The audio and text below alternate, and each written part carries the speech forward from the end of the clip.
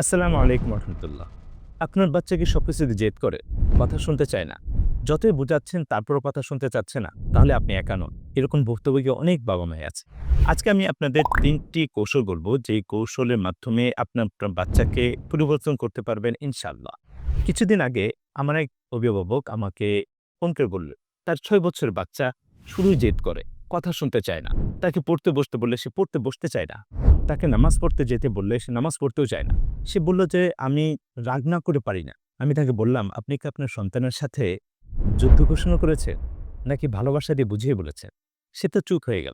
হ্যাঁ, আমাদের ১ম কৌশলটা হলো যে, বাচ্চাকে ভালোবাসার মাধ্যমে তাকে বুঝিয়ে বলুন। তাকে এইটা ফিল করান যে, আপনি তাকে প্রচন্ড ভালোবাসেন এবং সে যদি কথা না শুনে তাহলে আপনার তার উপর রাগ হবে। তাহলে দেখবেন আপনার বাচ্চা আপনার কথা শুনবে। যেমনটা আল্লাহ রাসূল সাল্লাল্লাহু আলাইহি ওয়াসাল্লাম হাসান, হুসাইন রাদিয়াল্লাহু তাআলা আনহুম প্রচন্ড ভালোবাসতেন। তাদের সাথে খেল্প করতেন। আমাদেরও বাচ্চাদের সাথে সময় দিতে হবে, তাদেরকে বোঝার চেষ্টা করতে হবে। ২ নম্বর কৌশল হলো যে বাচ্চাকে পছন্দ দিন। তাকে আদেশ নয়। তাকে এইটা বলেন যে, "তুমি এখন অজু করতে যাবে? নাকি আমি আগে যাব?" নাহলে এটা বলুন, "তুমি কি অজু করবে নাকি আমি তোমাকে সাহায্য করব?"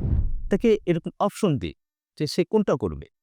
তাকে আদেশ দিলে সে সেটাকে ভয় পাবে।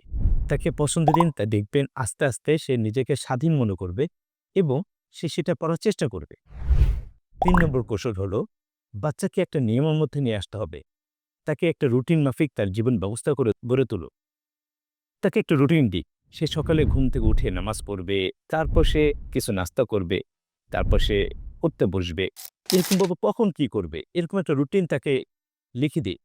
যেরকমভাবে ইসলাম আমাদেরকে এটাই শিখিয়েছে যে, আমাদের ৫ ওয়াক্ত নামাজ পড়া, আমাদের কখন রোজা রাখতে হবে, কখন হজ করতে হবে, কখন যাকাত দিতে হবে, প্রত্যেকটা একটা নিয়মের মধ্যে ইসলাম আমাদেরকে শিখাচ্ছে।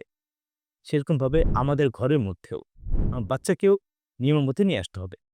এই ধরনের ভিডিও আপনাদের ভালো লেগে থাকলে অবশ্যই সাবস্ক্রাইব করবেন এবং কমেন্ট করবেন ও শেয়ার করবেন ইনশাআল্লাহ।